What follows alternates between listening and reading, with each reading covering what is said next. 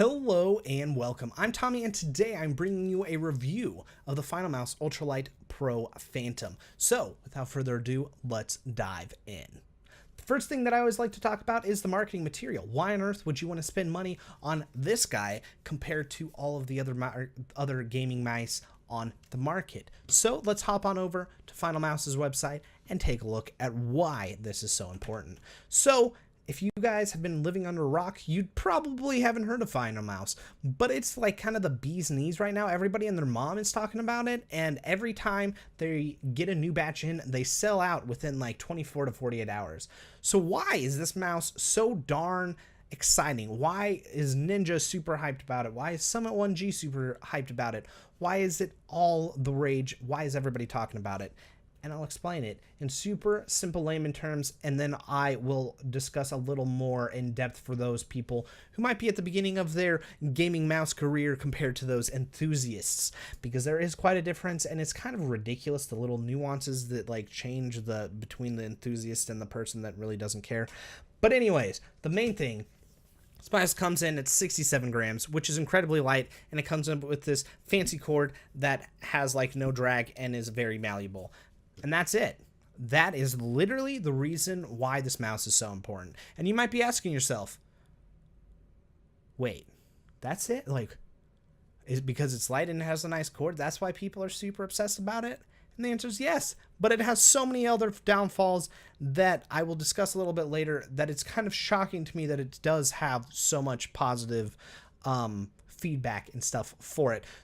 So this mouse comes in at $89.99, which I think is way overpriced for this particular mouse. If you just get the Ultralight Pro, so without the Phantom cord, it comes in at $69.99. And if you get the special Ultralight Sunset Edition, it comes in at $90, but it does not come with a Phantom cord. So let's actually deep dive a little bit more into it. I already told you why this mouse sells really popularly. The whole reason why is literally because it's 67 grams, and now it comes with a nice Phantom cord. Before, it was just because it was 67 grams. And I'll go into a little in depth what other mice typically weigh a little further down. So if you want to skip to the next part, now would be the time, because now I'm just going to explain in depth what they mean by their super lightweight mouse and how they did it and why it's important and why enthusiasts are going crazy about it. So introducing Phantom cord, experience what it feels like to feel nothing attached to nothing. So that sounds like a really silly statement and sounds completely ridiculous, but what they're saying once again is just saying, hey, our mouse is so light and it's attached to a cord that is so non-drag inducing and is so malleable that it feels like when you're moving your mouse around that you're not actually moving anything around.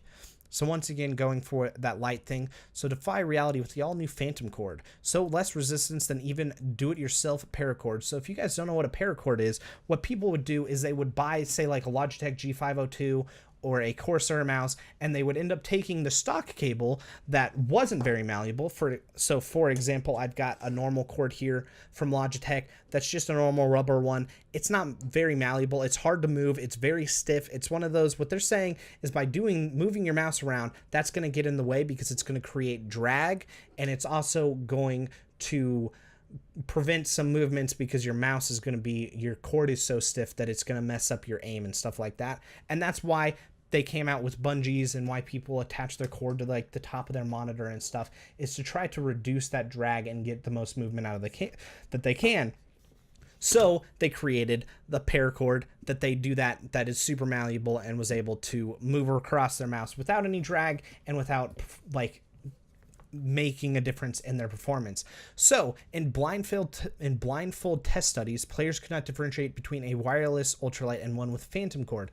So what they're saying is that the cord is now just a visual illusion, and truly understand the magic of Phantom, you have to experience it. Okay, that's so dumb. Anyways, what they're saying is that a wired mouse can now feel wireless due to the increased cord.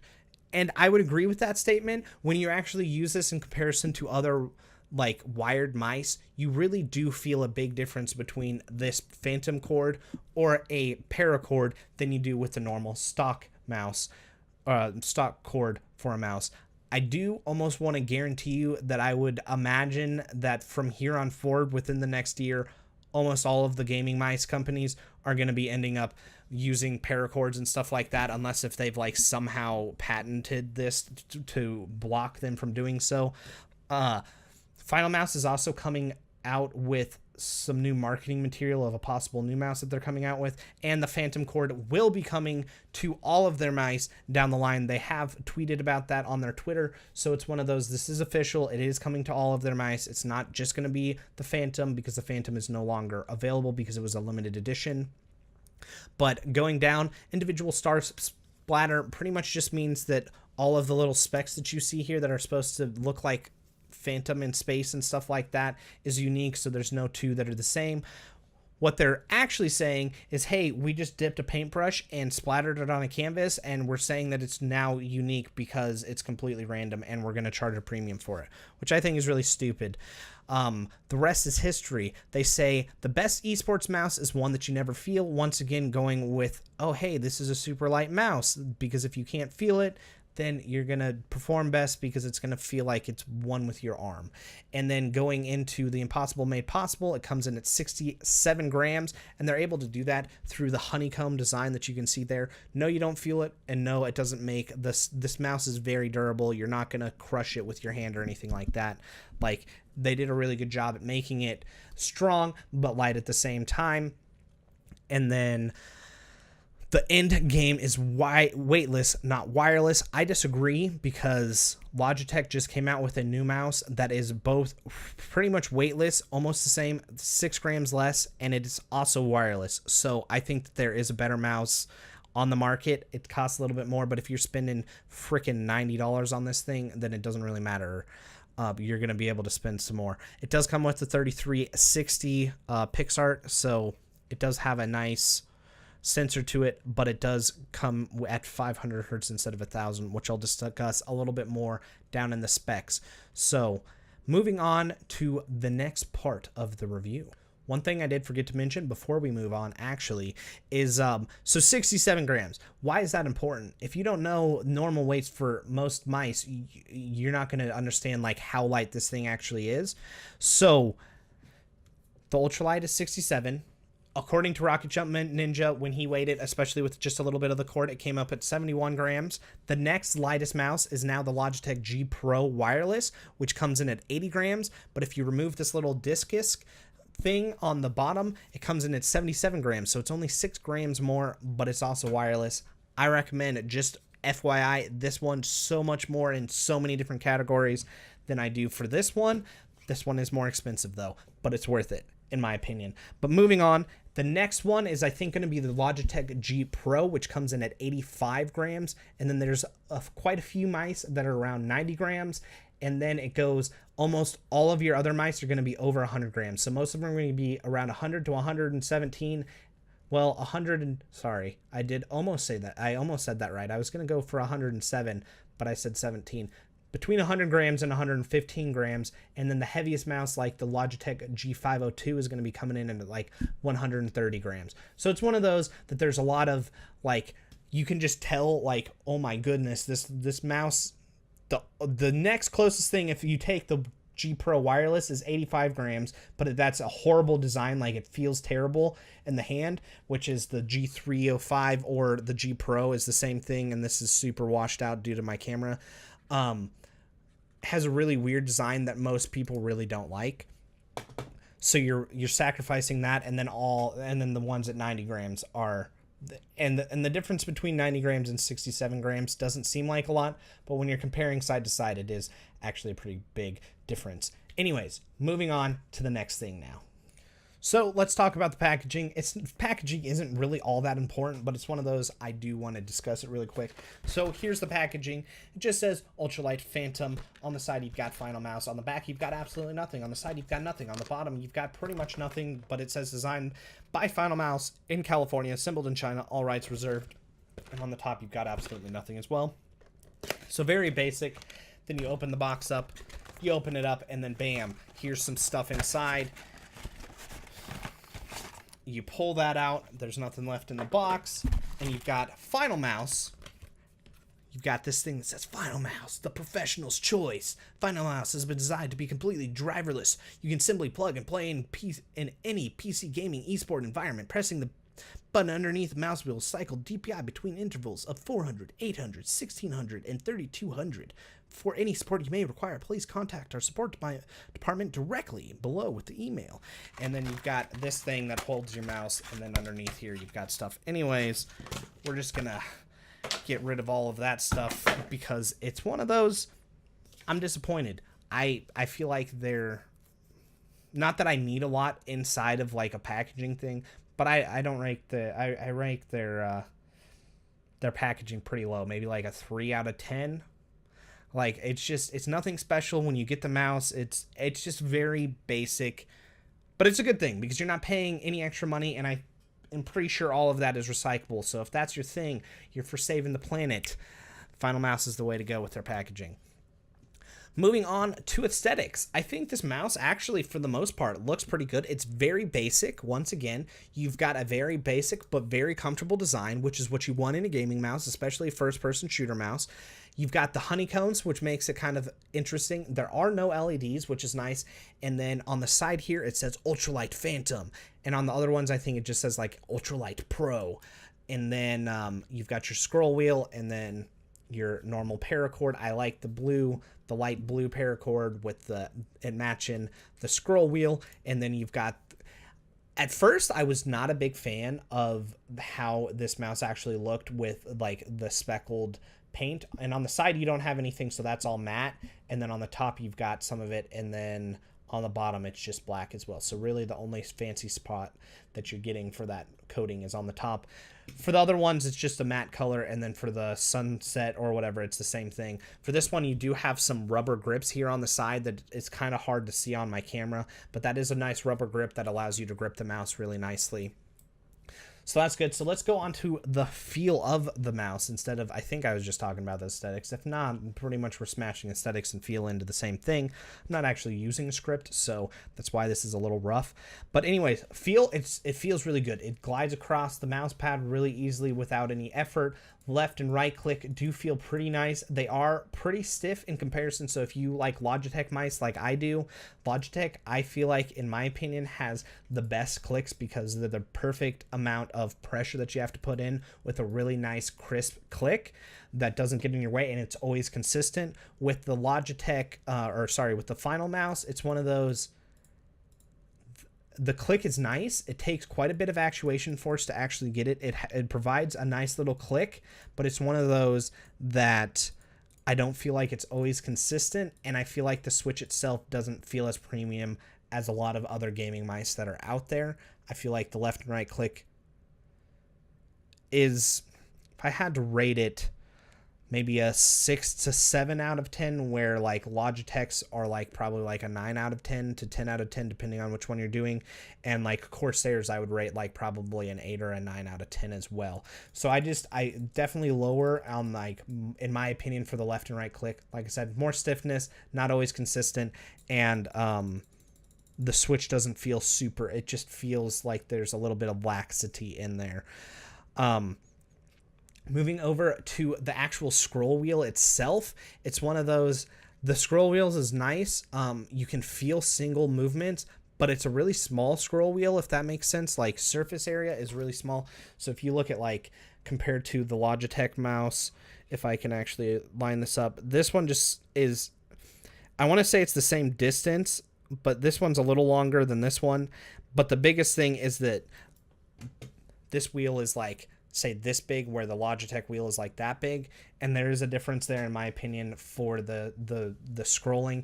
The scrolling's not bad, but you can feel single steps, but it's really, really light. It's really easy to, like, almost double click or triple click a scroll steps. It's so difficult to describe, like, what I'm talking about, so hopefully that's coming across. When you come to the actual buttons on the sides, so this thing has 6 buttons overall. It has the left click, the right click, the center mouse button, the DPI switch, and then on the left here you've got your side button clicks.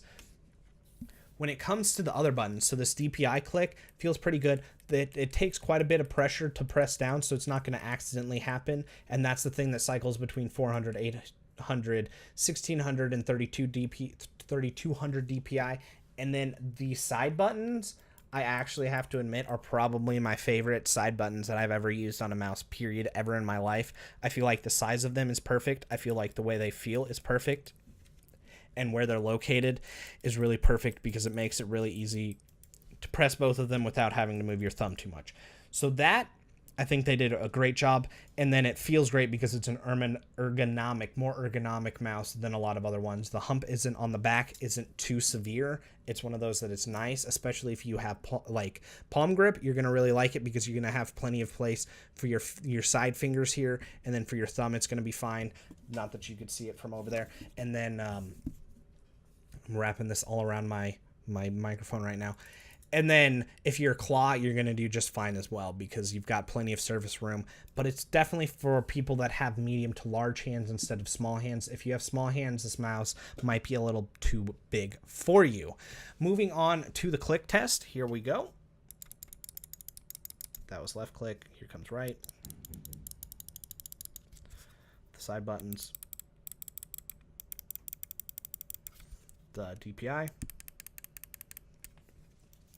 There you go. So specs. This one is super hard to find anything definitive on this mouse whatsoever about the specs, because the reason why I feel like they made it really hard to find specs is because the specs aren't very impressive, especially in concerns of where gaming mice have come from the beginning. So comes with 6 buttons, like I said. None of them are reprogrammable, so there is no software, which is a pro and a con for some people, but there's no so if you like, for example, I like to press this, I like to have this forward side button as U, and then this one is P. Why do I do that? I just do that because it makes it so if I'm editing or doing anything, I can always customize it, because not all games always register the side mouse buttons, especially for older games. So you kind of had to use a keyboard, because before, like, I don't know. Anyways, so I like to reprogram my buttons. You can't do that at all for any of these. So it's one of those, you're stuck with whatever they've pre-programmed for this mouse. And then for the DPI, so that means, like, even though it's using the PixArt 3360, which is considered kind of the pinnacle, but now that has recently changed, very, very recently changed. So there's the 3360 is the, like, best sensor on the market, has been for a long time.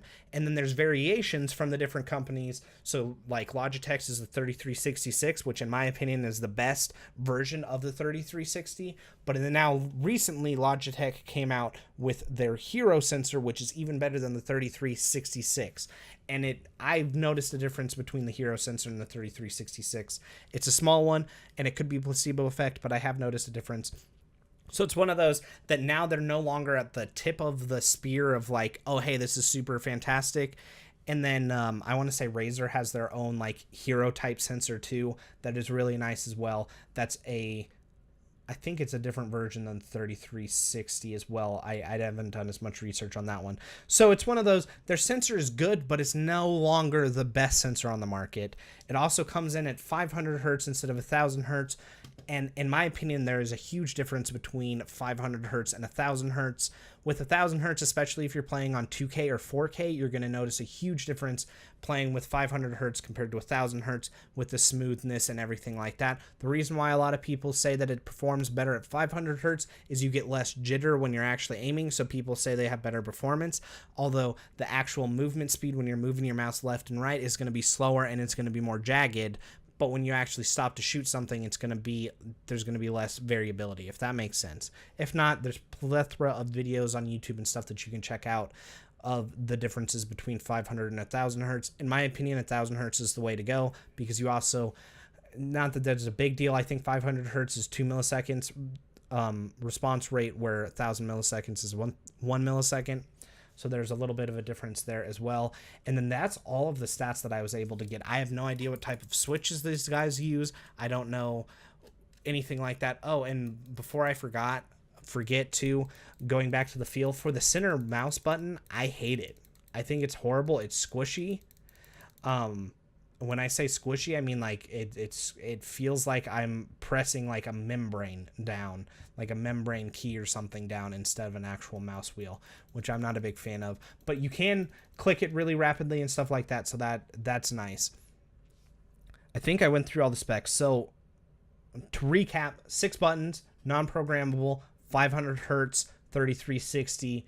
PixArt is the sensor type that it has, all of which are very basic. Almost all mice come with 6 buttons now for gaming.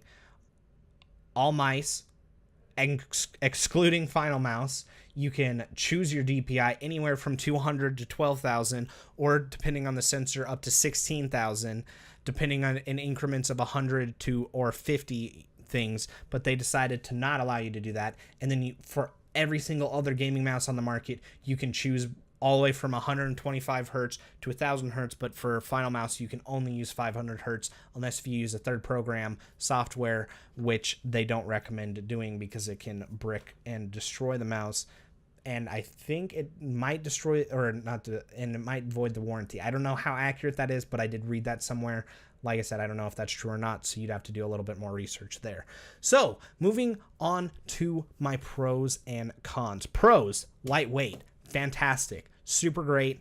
The weight is really super awesome. It's one of those that you really have to try out to really fully understand, kind of like they were saying in the marketing page. Their paracord is absolutely fantastic, or the Phantom cord, or whatever you want to call it, makes it seem like this thing isn't even attached to a cord. So very good on that.